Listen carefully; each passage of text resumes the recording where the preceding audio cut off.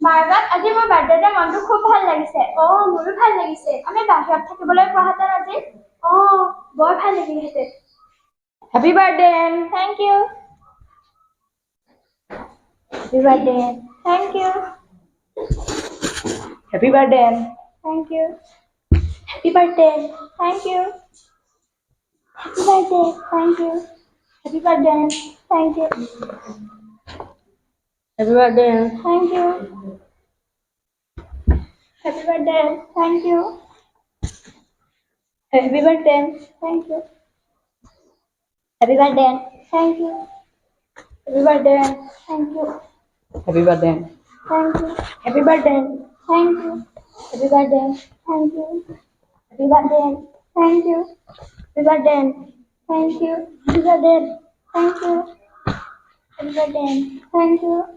Happy birthday N. Thank you. Happy birthday N. Thank you. এতিয়া আমি গিফ্টবিলাক চাম দেই। এয়া চোৱা কেমেৰা অবস্কিউৰা। এইবোৰ চোৱা ইমান কাৰ্ড। এইখন চোৱা। এইখন চোৱা ভাল লাগিছে না?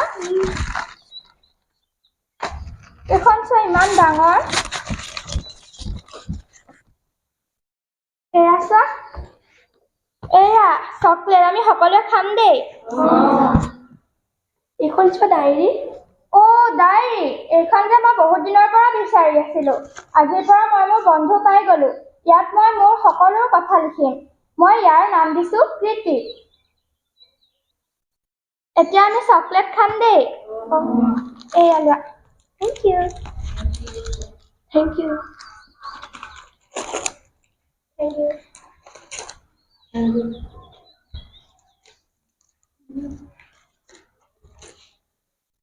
Thank you. Thank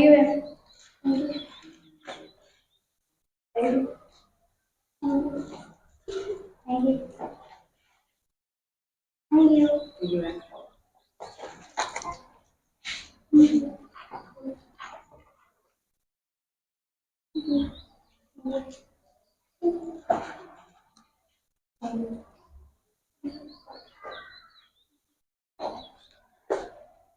Thank you. Thank you.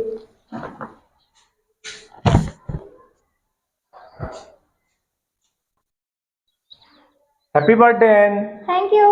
আজি কি তাৰিখ 12th June, আৰু আজি কি চন 1942.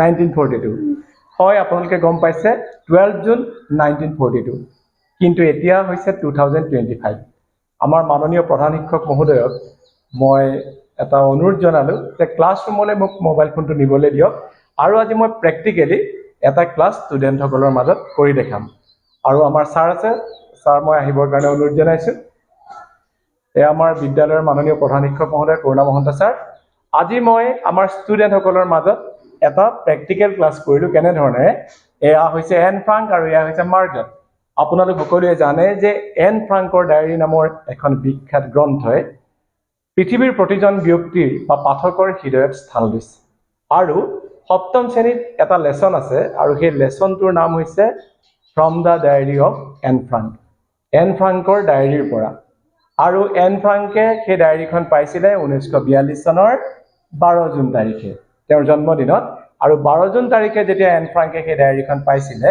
ডায়েৰীখন দিয়াচোন সেই ডায়েৰীখন পোৱাৰ পিছত এন ফ্ৰাংক উৎফুল্লিত হৈ পৰিছিলে তাৰ কাৰণ আছিল কি জানেনে যে এন ফ্ৰাংক সেইখিনি সময়ত তেওঁলোক যেহেতু ইহুদি আছিল গতিকে তেওঁলোক জাৰ্মানীৰ পৰা পলাই থাকিবলগীয়া হৈছিল যাতে হিটলাৰৰ সৈন্যবাহিনীৰ পৰা তেওঁলোকে বাচিব পাৰে আৰু তেতিয়া তেওঁলোকে গুপ্ত গৃহত বৰ অকলশৰে থাকিবলগীয়া হৈছিল আৰু গোপনে গোপনে অনুষ্ঠিত হোৱা বাৰ্থডে আমাৰ এন ফ্ৰাংকে পাইছিলে এখন ডায়েৰী উপহাৰ হিচাপে আৰু এই ডায়েৰীখন পোৱাৰ পিছত এন ফ্ৰাংক উৎফুল্লিত হৈ পৰিছিল আৰু তেওঁ ভাবি লৈছিলে বা তেওঁ কৈছিলে এষাৰ কথা যে কাগজেই হৈছে আটাইতকৈ ধৈৰ্যশীল বন্ধু যি নিজৰ সকলোবিলাক ত্যাগ স্বীকাৰ কৰি আনৰ কথা শুনিব পাৰে গতিকে এই ডায়েৰীখনৰ নাম দিলে এন ফ্ৰাংকে কীৰ্তি আৰু বন্ধুৰ লগতে এন ফ্ৰাংকে সদায় কথাখিনি লিখি গল আজি 12 জুন তাৰিখে পাইছে কিন্তু আজিৰ তাৰিখত এন ফ্ৰাংকে ডায়েৰীখন নিলিখে